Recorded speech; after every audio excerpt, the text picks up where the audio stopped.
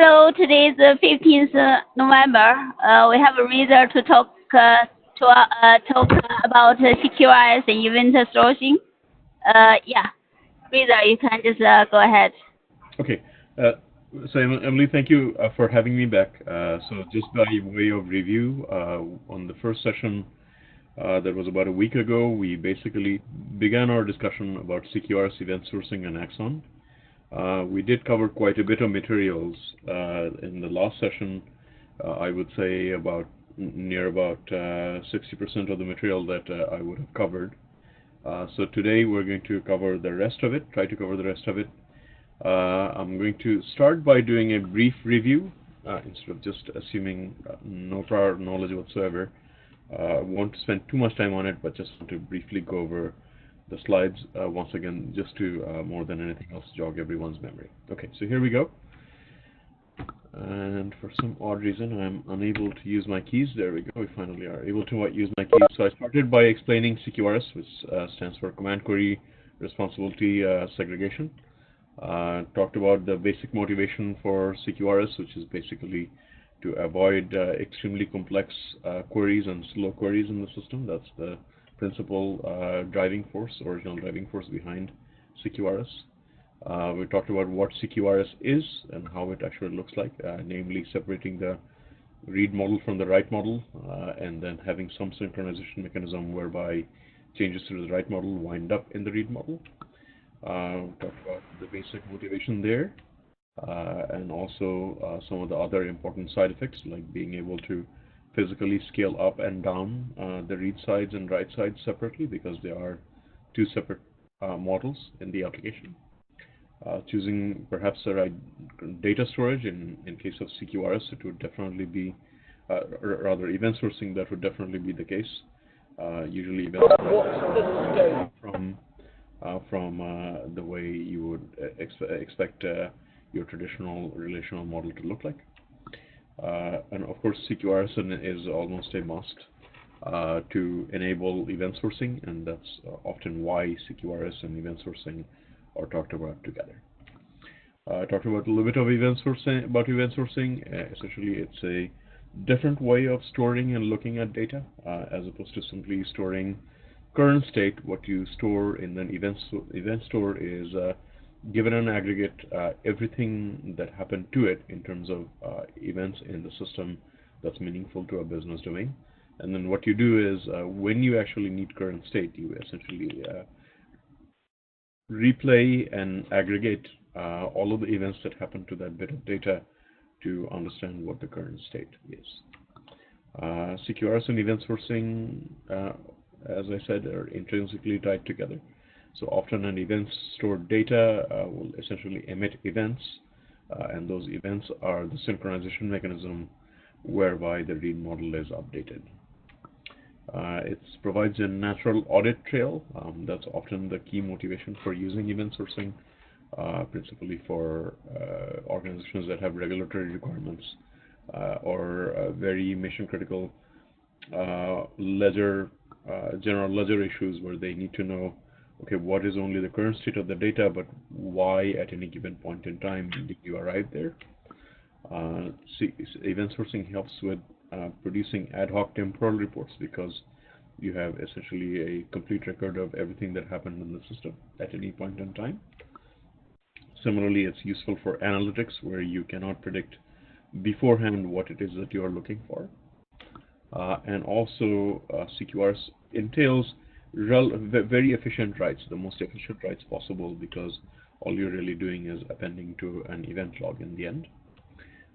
It does provide greater design flexibility as compared with CRUD applications, because you can essentially very easily change the read side of your model to adapt to business changes. Why Axon? Obviously, you can do all this stuff by hand, but it would be sort of foolish to do so, because there's a lot of nuances with CQRS and ES. It's better to go with a shared solution, like a framework that solves a lot of these problems for you, as opposed to maintaining this code by hand. And similarly, in general, when you're going that route, you'll wind up with better production-ready quality, because this is a shared solution as opposed to a solution you're developing in-house and only you use. Axon also provides a nice API guidance in terms of implementing CQRS and event sourcing. And it also provides a nice side effect whereby the code is separated from the configuration, and you can essentially make different configuration decisions as you go along, as you evolve your application without needing to evolve the actual application code very much. The most important aspect of this is location transparency. So in a microservices-based system, you could easily split out your application into separate components as your needs evolve, and you wouldn't need to change your Axon code. All you really need to be changing is the Axon configuration. So we used the card application to do all of this and sort of show us how the code looks like. The application is available on GitHub. And essentially everything that I'm showing you today, you can step-by-step set up yourself and explore the code a little bit more. And I also showed you how the application looks like last time, as well as how the event store and outline database looks like behind it. So we began. Actually, let me stop there for a second and provide an opportunity to ask any questions and reviews so far. Has the audio gone bad for anyone else? Yeah, Marcia, you need to go on mute. You have a lot of background noise, and that's making Rez's mind quiet. Yeah, let me mute the oh. Hi, can you hear me though? Yeah, I can hear you now. Before I say you, yeah, I can hear you now. Thank you. Oh, Go ahead. was the audio so bad that I should repeat just start from very beginning? Repeat No, just like the last 2 minutes. last 2 minutes. Yeah, exactly. Last how many minutes? I'm sorry. Emily? Like the last 1 or 2 minutes. Yeah. Last 2 minutes. Okay. Yeah. All right, let's do that. All right. We also covered why you should use Axon to do any of these things. So most of you are probably familiar with the reasons why you would want to not hand code something like CQRS and event sourcing. It looks simple on the surface, but there's a lot of complex things that you need to consider in terms of low-level implementation details that something like Axon would provide, as opposed to writing this stuff yourself. Obviously, that also means that you're not using the solution only yourself within your own walls. It'll be a solution that is used by many different people, and transitively would probably be much more production ready and would have less bugs than something you would develop in-house. Axon also provides APIs as guidance, so you don't have to reinvent the wheel in how these design patterns actually look like in Java code. If you just use Axon, you more or less will be constrained to a certain design paradigm which fits CQRS and event sourcing. And also, one of the nice things about using Axon is it separates configuration from the actual business logic. What that means is that you can change the configuration without needing to rewrite or change the business logic much. This especially comes in handy with the concept of location transparency and microservices. So for example, if you wanted to relocate one of your application components, you could very easily do that by simply changing Axon configuration, as opposed to needing to make wholesale changes to your business application. So we looked at all of this through a simple example called gift card. Gift card is on GitHub, as you can see there. So this is the repository for it. The objective of the gift card repository is obviously to give you first-hand access to CQRS, ES, and Axon code, but also the demo that I ran yesterday, you could run yourself because there are instructions on how to do so. I did show you the application briefly last time, and I also showed you how the database looks like, how the data is actually stored, both the event sourcing data as well as the read side of the data. So I think before I go any further, I would just like to pause just a little bit to give us an opportunity to have Any questions on the review so far?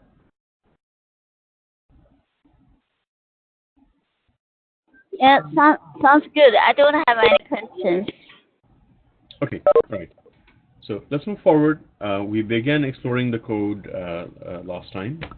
So we started and can everyone see the code, by the way, or should I increase the font size? It looks good. Okay, all right. Let's move forward then. So one of the key artifacts in Axon is what's called the aggregate. So this is the data that is actually event sourced and stored in the event store. So in order to identify an aggregate, you simply need an annotation called @aggregate. This is an Axon specific annotation. Every aggregate also needs an ID. So over here you would you could use the @ID annotation from JPA. There is also an Axon specific annotation if you choose to use that. It's called @identifier. But the main point here is every aggregate needs an ID. An aggregate can also have sort of rather materialized data, right? Materialized state, the materialized current state. You often need this because in order to execute changes or to process commands in an aggregate, you often will need access to this data. You need to know what the current state is in order to be able to change that state. So certainly Axon provides you that capability. In this case, it's we have our aggregate is gift card, and the materialized state that we're maintaining only in memory is remaining value. So as you can see here, this is an interesting paradigm. So this is a command handler, and this is handling a command for issuing a new card, and it happens to be the constructor. So what happens here is that as a result of handling this issue command, we actually create a new aggregate instance. So as you can see, we need to validate that we can actually execute this operation, and then if you can, then we simply issue the event with this apply method, and what that ultimately does is store the data in the event store and also transmit it across the system to anyone that needs to listen to it. Similar thing for redeeming card value, and as you can see here, we're using the remaining value aggregate state. And beyond that, we also need to actually mutate the state of the aggregate. You don't do that before issuing the event, because the events are ultimately replayed. Whenever an existing entity is brought into service in Axon, what Axon does is it replays all of the events from the beginning of time to essentially bring that entity up to speed into what its current materialized state is. So what you actually do is you apply the changes in an event sourcing handler. So this is a very specialized type of event handler that is essentially changing the internal state of the aggregate that actually produced the event, right? So over here is where we would set the ID, set the remaining value, as you can see, and so on. So this is where we stopped last time. So I just want to answer any questions here, any remaining questions here before we move on. I have a quick question, just to be able to understand this. So aggregate is basically the equivalent, like to say entity, right? So basically you operate on an object, and then these objects can have different commands. So aggregate, basically you define this kind of central object. Am I right? Yes, you're exactly right. So an aggregate is, in terms of domain-driven design, so first of all, you're correct. If you were to make an analogy with JPA, an aggregate is basically a highly specialized type of entity. In terms of domain-driven design, in fact, an aggregate is an entity. So an aggregate is a specialized type of entity. It's an entity that controls access and controls consistency boundaries of an underlying set of entities. In fact, you could have I could have an entity set of entities here that are that have a contains relationship with the aggregate. Right? So I could have a field here that says, for example, private transactions. Well, sorry. stupid of me. So list.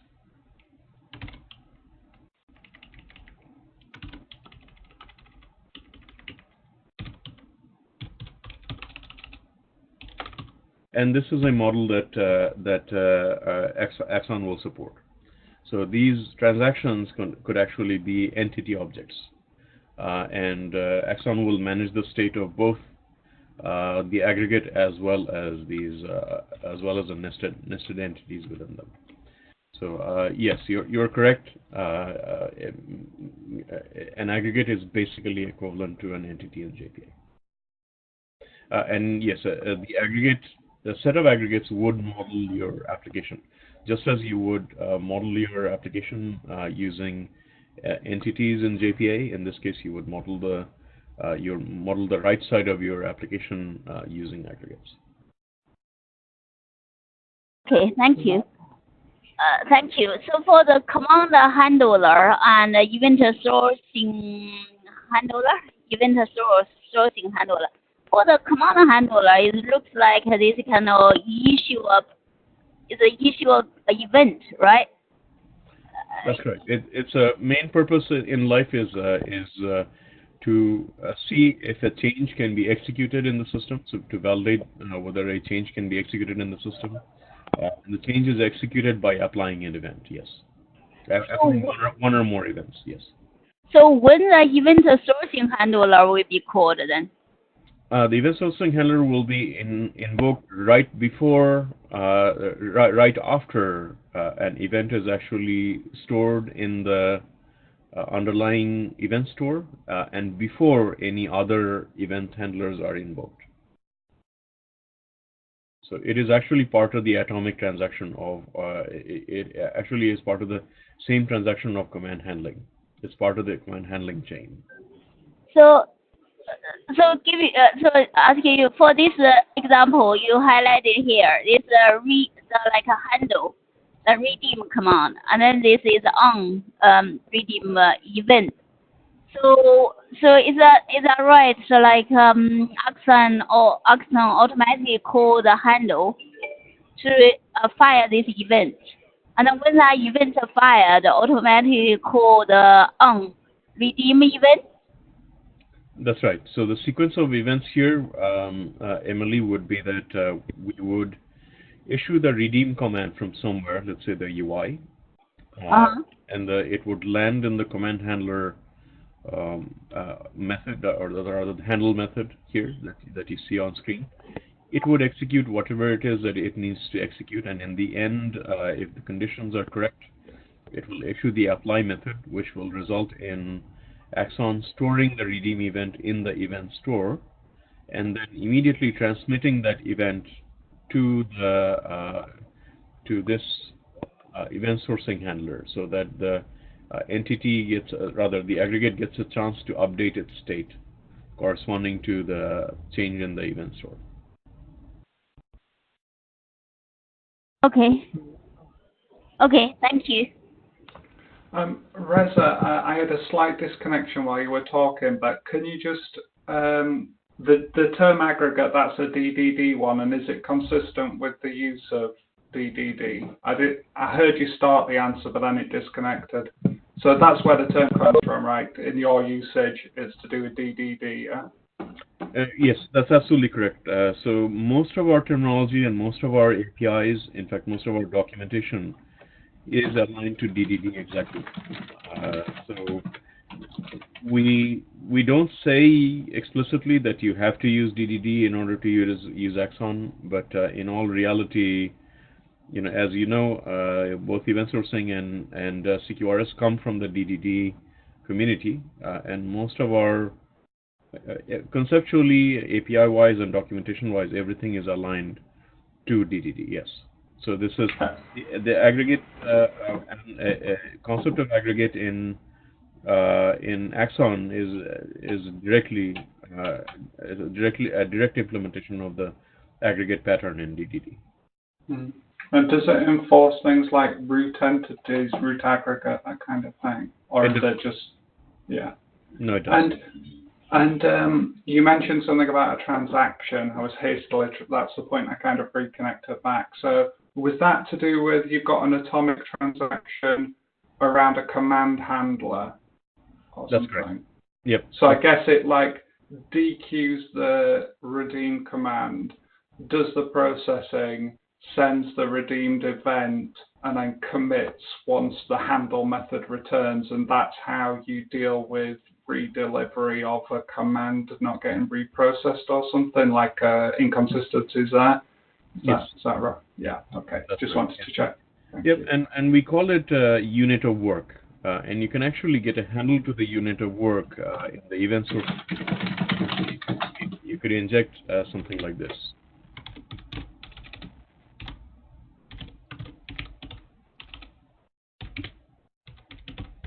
Okay, you can get a handle to it, and you can, if you needed to, you could manually essentially revert the transaction in the event sourcing handler only, not the regular event handlers. The regular event handlers happen after the fact, after the transaction is committed, but not the event sourcing handlers. The event sourcing handlers are invoked in the same transaction as the command handler.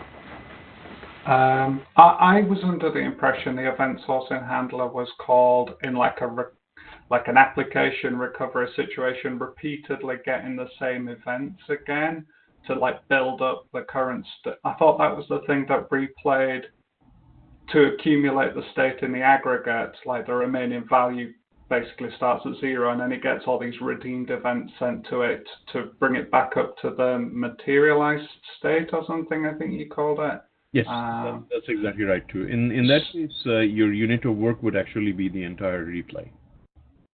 Okay, and what would you do with the unit of work, sorry? You can revert the current transaction. You can say something has gone wrong. I can't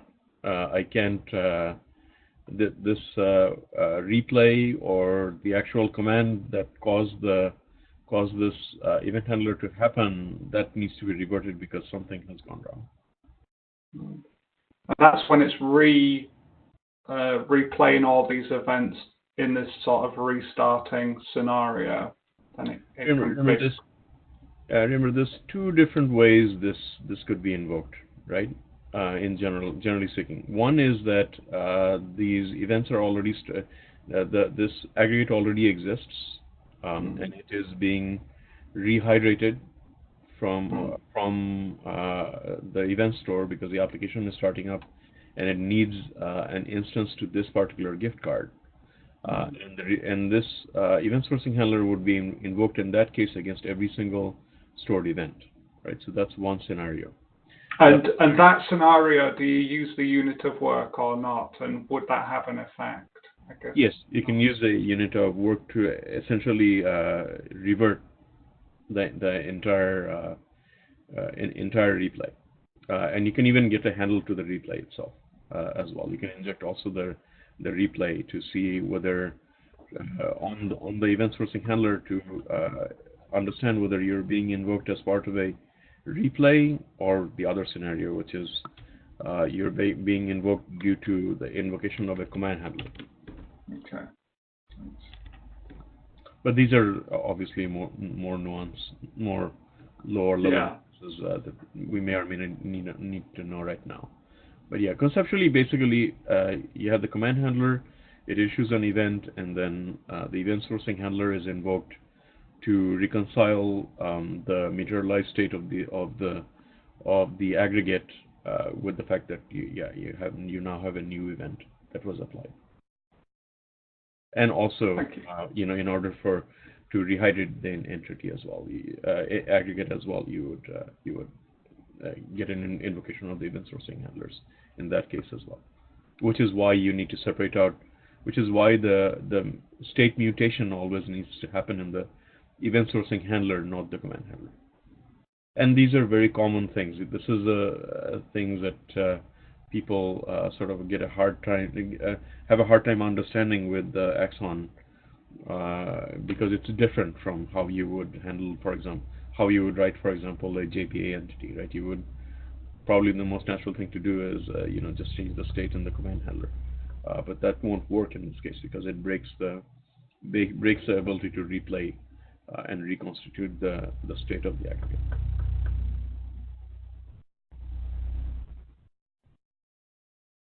Okay. Any other questions?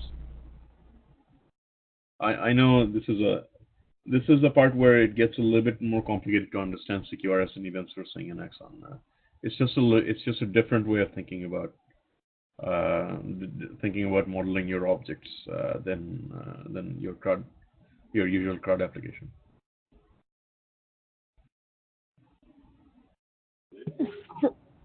So it's when the command handler, when the redeem command was issued, when that issued, so the handle redeem command will be called. Where is that code?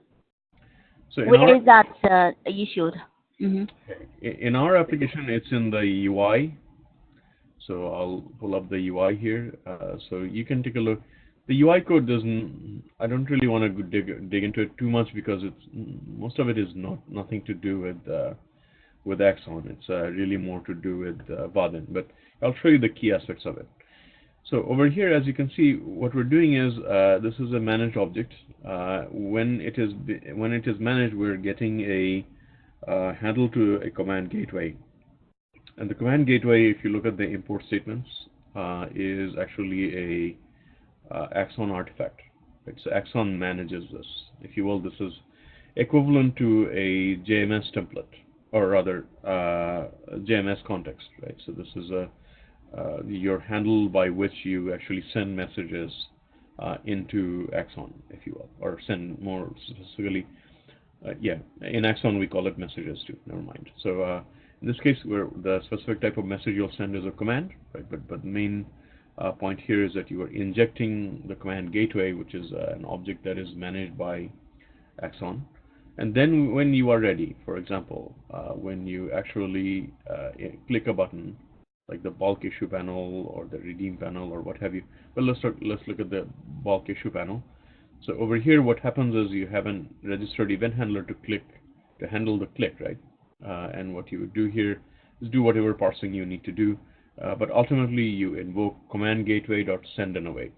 There's many different ways, and there's many different variants of this, right? But this is the simplest one. So what we're doing is we're creating the issue command, and saying we need to issue a new card, and we are doing a synchronous invocation in this case. It's send and await. It actually waits for the command handler method to finish. By the way, you can actually return something in the command handler method too, if you so wish.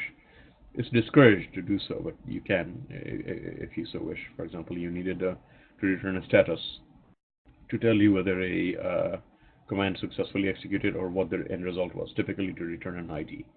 But anyway, so send and await is one option. You can also do an asynchronous send if you wish.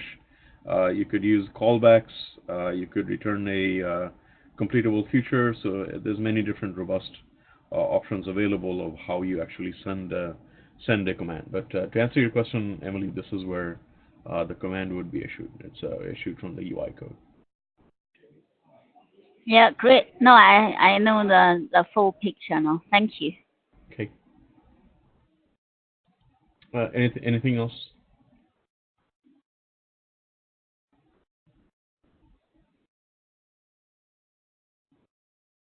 Okay, I'm going to assume no, so I'm going to just move forward. I'll show you the commands real quick. There's nothing really too exciting. They're mostly just POJOs. The only nuance is actually you don't need a target aggregate identifier for this, but it doesn't hurt to have it. Assume this doesn't exist for a moment, but this is just a POJO with just a set of getters and setters. And the event similarly there's nothing anything really special to it. It's just a POJO. Again, in this case, it's a little bit complicated because in the end, the event is serialized into the database. So I have a few JSON annotations that tells the underlying serialization mechanism how to actually store and rehydrate this entity from the event store. But this is how a command in general looks like. It's a POJO. You have to give it a target aggregate identifier, which tells Axon that land this command to an entity instance that matches this ID. right? So there's a one-to-one correlation between this ID and essentially this ID. Okay, so that's the only thing you need to know in terms of commands, but other than that, they could basically be any POJOs that you so wish. So that's it for the... Reza, Yes. I don't understand why you need to target a command at a specific instance. Ultimately, all commands will be issued to a given entity, right? A given entity instance. So in other words, if you want to redeem, in our example, if you want to redeem the value of a gift card, well, you're redeeming the value of a specific gift card, right? So ultimately, a specific gift card instance. So the way you identify which gift card you want is by specifying an ID. By saying, so what this is really saying is redeem this amount, the specified amount, for a for the ID for a gift card with this ID. Got you. Thanks. Okay. So that's it for the command side, if you will. So let me just move on from there. Let's now talk about the query side a little bit. So the query side consists of really two different things. One is whatever it is that that your mechanism is for materializing your view state, right, or materialized views. In this case, I'm simply using JPA to constitute my materialized state. So let's start there a little bit, and then talk about how Axon plays in. Hopefully, this part is very familiar to you. So this is card summary. So this is the entity representing sort of our view model to tell us, okay, what is the current state of all the cards. It's a JPA entity. There's nothing Axon about this at all. There's a few named queries, as you can see. It's just a JPA entity. Nothing much going on here. The JPA, the Axon port comes in the projection, right? So let's take a look at the projection next. So this is the projection. And the purpose of the projection is simply to read events that are being emitted by the event store and then act upon them.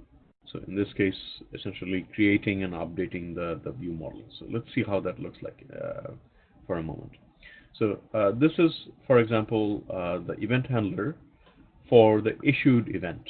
Okay, so at this point in time, this change has already taken place on the write side. We're now updating the read side to sync to it.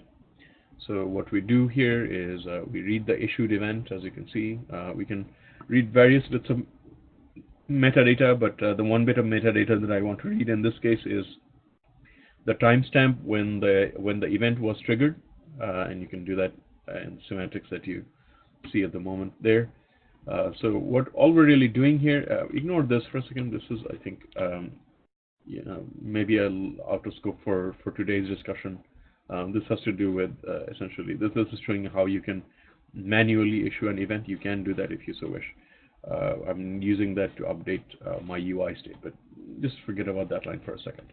So all I'm really doing here is that when a card is issued, I create a new card summary entity, give it the information that I need, and simply call entity_manager.persist.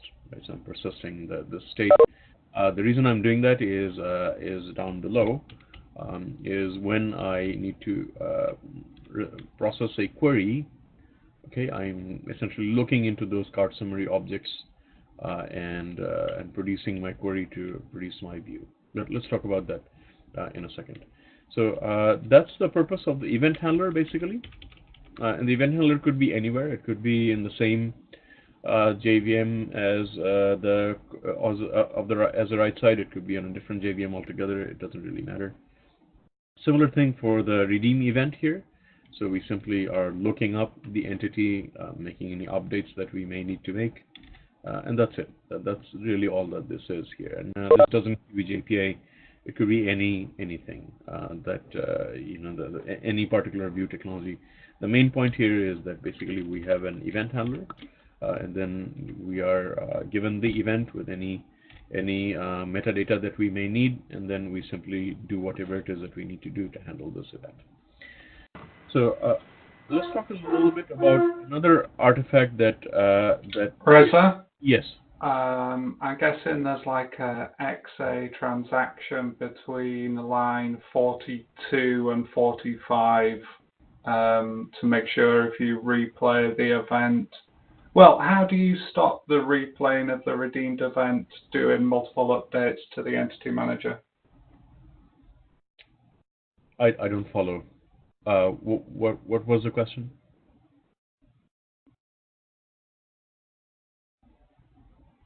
Hi, can you hear me? Sorry, I think I was toggling the mute the wrong way.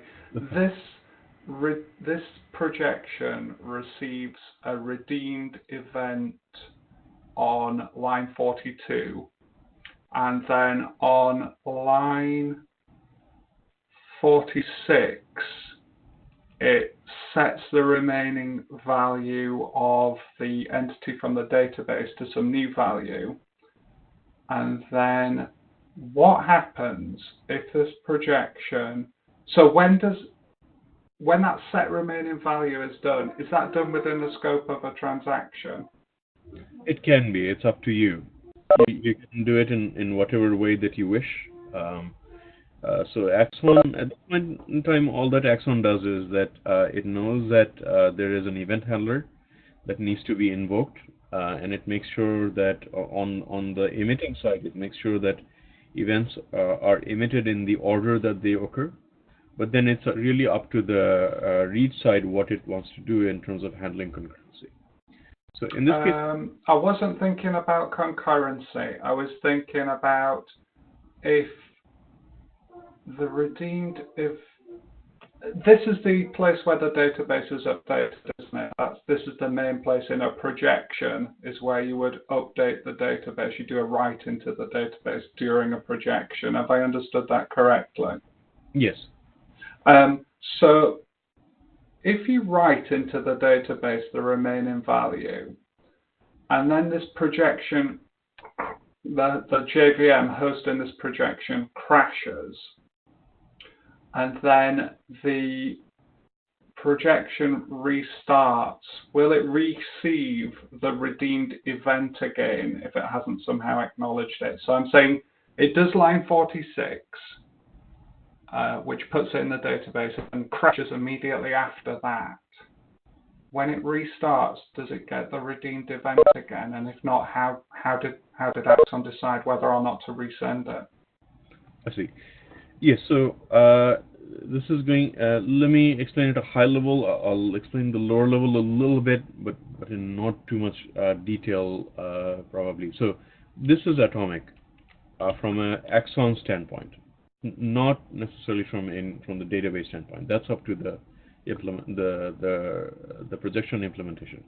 But from an Axon standpoint, this is an atomic operation. So the actual event is not acknowledged to be received unless this method successfully executes until the end. So what that means is if there was, for example,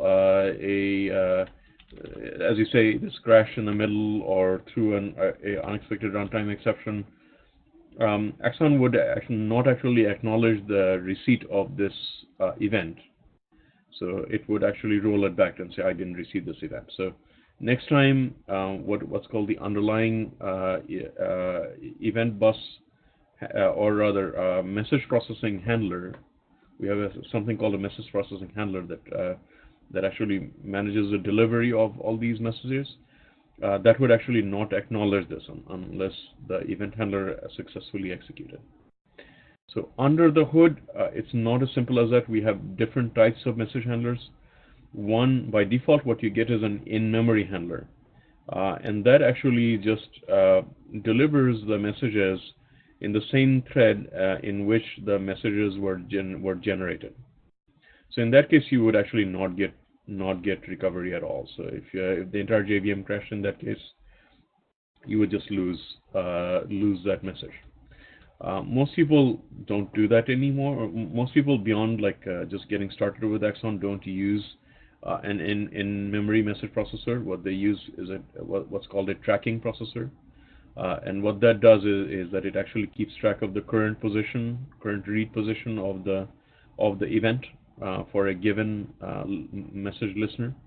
So presumably you would have a message listener on a separate JVM, for example, and then that would only acknowledge that this event was processed if this method succeeded successfully. If it didn't, then you would simply get that message back the next time the JVM came up. So that was why I was asking if the atomicity of that event extended to the database update, because if it did re-receive the redeemed event, it would end up basically reducing the remaining value by twofold, for example, if it replayed it once. True. So what you would need to do in that case is that you need to make sure that this method is atomic from the database's perspective as well. So the way you could do that, for example, is that this event handler could be a stateless session bean, right? And what would happen is the commit wouldn't actually happen unless you successfully exited this method, and that would correspond to essentially Axon's notion of atomicity, right? So that's would the stateful session bean be participating in the same transaction as Axon? It can be. Yes. Okay. So you can configure Axon with an underlying transaction manager. So it would participate in the exact transaction manager that was managing this method. If this method were to be managed by an underlying, for example, container transaction manager. Thank you. Okay. Yes. I have a quick question here. So previously you talk about command, is a kind of event source handler and the other command handler. Is that command handler? I can't remember now. And now this is a view. So in a view, you just have an event handler and a query handler. Is that right? So you have two handler, event handler and a query handler. Let's forget about the query handler for now. Okay. Let's just talk about event handler. For this event handler, when was this event this event created? Basically, is the same event. Basically, on the UI, when you click on issue button, and this event will be created, and then this handler will be called, right? That's right. Yeah. Right. So, I mean, previously, when you do a redeem card and an issue card, I mean, which one will be called first? It depends on the order in which the commands were executed, Emily. But obviously, in most cases, you would assume that you would get the issued event first, and then subsequently you would get the redeem event. So basically, okay, you will get the issue event code first. I'm trying to just put it in context with the previous file. Can you go back to the previous file, Yes. like on the other handlers?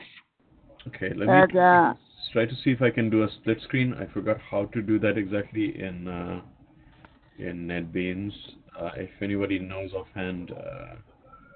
Okay, so anyways, so this is the gift card.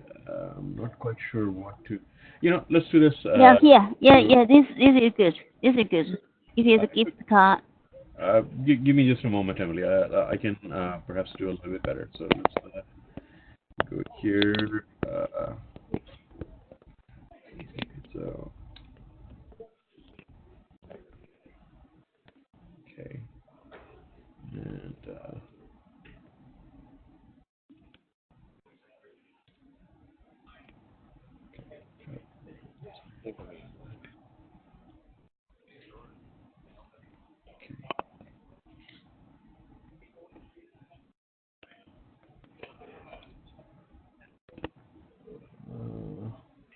Sorry.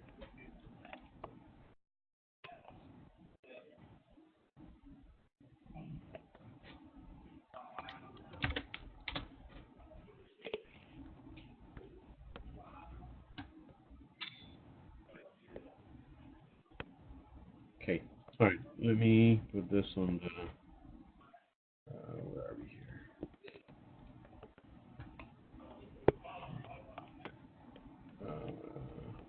Too many windows. Okay.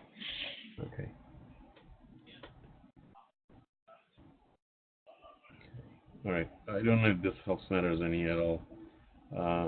Okay, but here we have it. Okay, so here's the code side by side. Let me, for example, go to the issued event here. So this is the issued event. Yeah, you issue that issue event. Yeah, and then here, yeah, you have a issue command. Yes, that's correct. So the issue command is basically command was when you click on the issue button. Let's just talk about issue, the action. So as a user, I went to the UI and then click a issue button.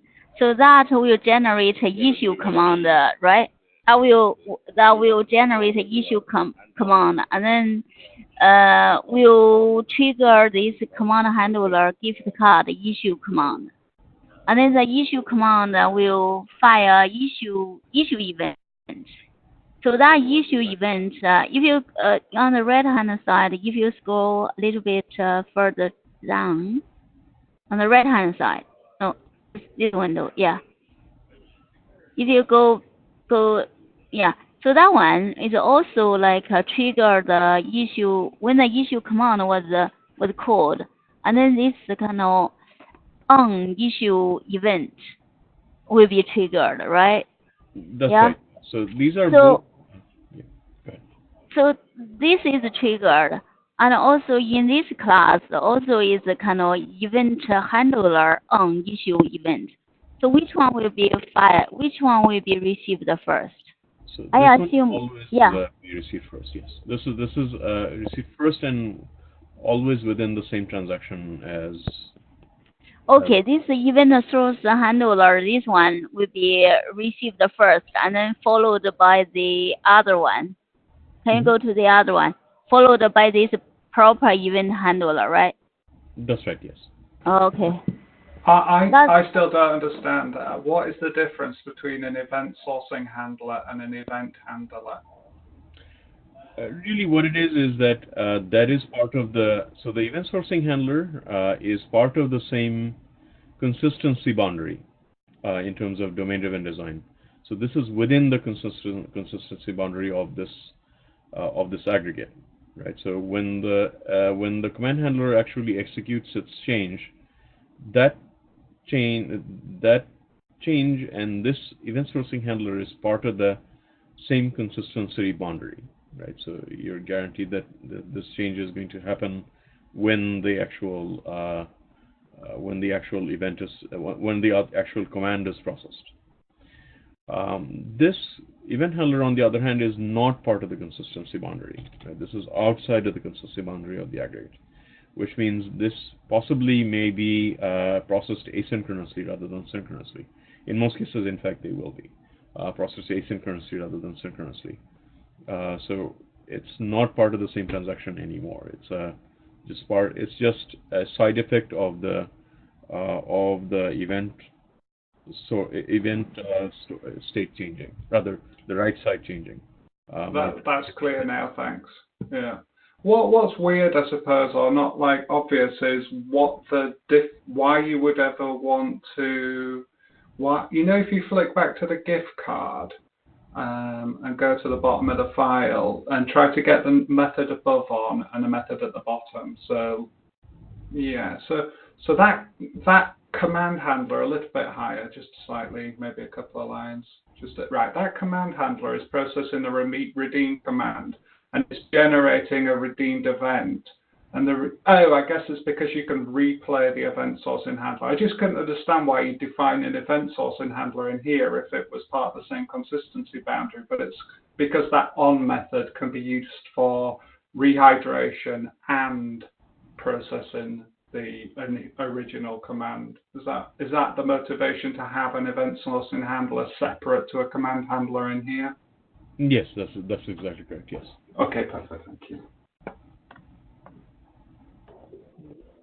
The other thing that I'm trying to, put it in the non-expert view is event sourcing handler is more like a precondition check, so that can and then if that check failed, so that that would be in the same atomic transaction with the event command. What is called event command handler, event command handler. And then if that failed, and then the event will not be fired, and then this event handler will not be driven. Am I right? Just the command handler does the validation, I think. That's right. Yeah, you generally have it right, Emily, except for, yes, you can think of this as preconditions to the actual event storage, successful event storage. You can think of this as post conditions. Oh, that's a post conditions. Okay. And yeah. not really be doing any validation here. You will simply be mutating the state of the aggregate. And right. This is more like a login and etc. Right? Event sourcing handler or the not logging per se. It's really changing the state. Actually changing the materialized state. If you have any materialized state, in this case we do, and in most cases you will have materialized state. And what this is doing is remaining. Oh, I see. Okay, you change the state. Okay, I see. I understand now. Yeah, thank you. Okay. All right. Is there anything else that I needed to cover here? No, not really. Okay, so that's about the event handler, and then finally we have an optional artifact called the query handler. Okay, so there's nothing saying in Axon you need to use a query handler. You don't really need to. So once you have the JPA data stored, you could use any mechanism to query that data, right? You could use just spin up an entity manager, create a named query against it, execute a result, and that's that, right? Axon doesn't particularly care if that's what you want to do, right? It's perfectly fine. However, similar to an event handler and a command handler, we do have another mechanism called a query handler, and you can choose to wish it if you want. If you wish to use it, you can. So what this does is that the only distinction between using this mechanism and not using it is that it gives you an additional layer of abstraction, right? So when you have a query handler like this one, like the one that I have defined, you have a way to decouple the query handler from the query issuer. Exactly the same way that you can decouple the command handler from the command issuer, and even the event issuer and the event handler, right? For example, in this case, here's an example of issuing an event. You can issue events too if you so wish. It's not just a matter of issuing commands and queries. You can also issue events, but these are not event-sourced events. This is just just transmitting this event. It's not actually storing it. Anyway, so you can use this additional abstraction. You don't have to. It's a 50-50 mix. Half of people do and half of them don't. This is not required per se by the CQRS and event sourcing design patterns. This is just something that we've found useful at Axon, because now what you can do is you can have the query issuer and query handler either on the same JVM or on different JVMs, and because all this communication is happening through an Axon query bus, you could decouple it and have these things be remote if you needed to. But honestly, that's a kind of a side discussion. The code was right there, so I just wanted to explain it more than anything else. I think that's about it in terms of what I would talk about for the query side. The query side is relatively simple by comparison, I think. This is just a UI code, not much point going through this either. Basically, all that's happening here is show you this code once again. If I can load it, there we go. in the end, all that this is about is that it has a command gateway, a query, and a query gateway, and an update and an event bus. But all you really do here is that when you are ready, you can issue commands, and you can also issue queries if you so wish. So let me show you a example of issuing a query. So this is all issuing commands. Yeah. It's not here, it's in the data provider. Okay. So here we have it, right? So here's an example of issuing a query, right? Through the query gateway. But basically, you construct your query object just like you would a command, and then you send it. You get your results back, and you do whatever it is that you need to do with the results. The only other part really of note is the actual Axon configuration. Okay, so this is how that looks like. In case of CDI, this is a set of producers. So by and large, I'm just using the defaults that just comes with Axon. The moment you add Axon via Maven in your project, it just auto configures everything. All I'm doing really here is that I'm overriding the default configuration. So there's a few things I want to do here. So I want to use, instead of the default event bus, I want to use an embedded events and an embedded event store, and it's just a simple event bus. It's just in memory, and that's only used in this case. For example, in the projection,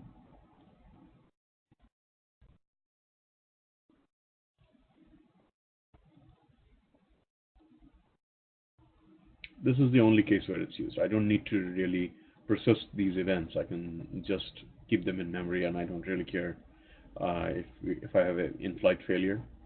And I'm also, by default, what we use is XML for serialization. I'm overriding that and saying, hey, I really want JSON as my serialization mechanism. But that's it. But you can basically configure this to be however you like. You can change any possible Axon configuration. You could say, instead of a database, I want to store to a MongoDB as a relational data store. I want to use Axon Server as my underlying event store. I need 4 different command gateways for whatever the reason. I want to configure my event listeners, or we haven't talked about sagas yet, but saga listeners, saga managers. All of those things can be configured with things like, okay, I want to use a tracking processor, or I want to process only so many threads per time. I want the event ordering across nodes to be distributed in such a way, and so on.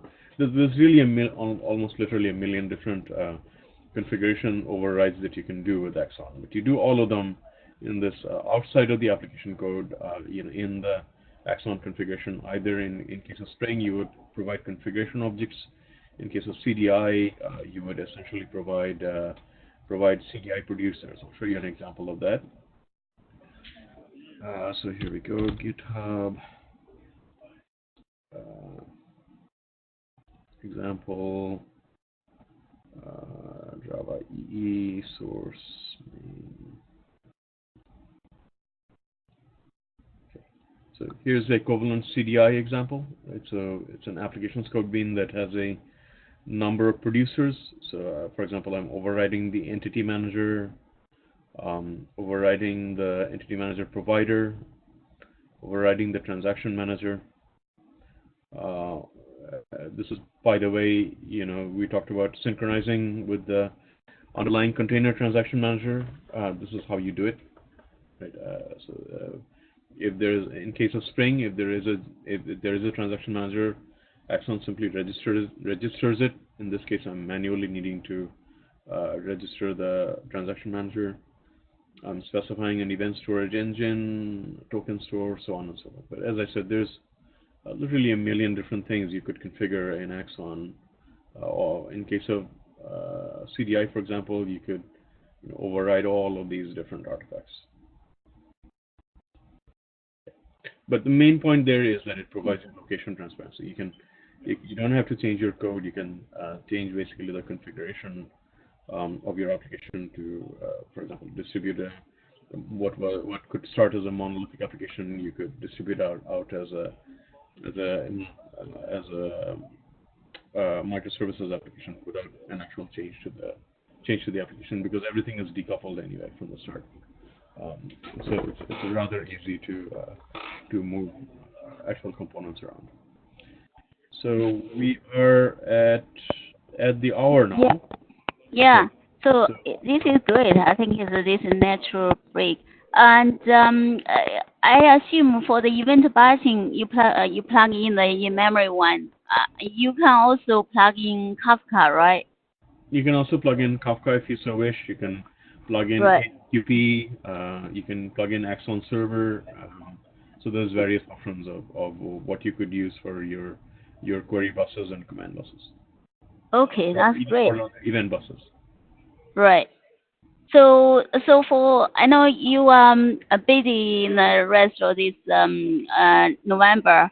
How about we get together in December, first week of December? We talk about Saga because we haven't and then naturally run into the transaction. Sure. Yeah. So if you look at this deck, the rest of the agenda is really talking about why this stuff matters in the microservices world. It ends with. Oh yeah, that's good. Okay, that's excellent. Okay. Yep. So we can definitely do that as soon as I return back from Java 2 days. We can. Oh, so you are going to Java 2 days? Yeah. Okay, we'll meet up and have a further discussion. Okay, sounds good. I will see you there, and then we can resume this in the first week of December. Yeah. Thank you so much. Okay. All right. Okay, what are others think? So Tom, Michael, Martin, what do you think? And Andy, any particular? Well, I'm looking forward to hearing more about the transactions when we get to that point. Okay, that sounds good. Okay, I will stop recording. I will publish the recording to YouTube and announce the link. Okay, bye. Thank you so much, Reza. I will see you week after. Okay, very good. Okay. I'll talk to you soon. Yeah. Bye, everybody. Bye-bye.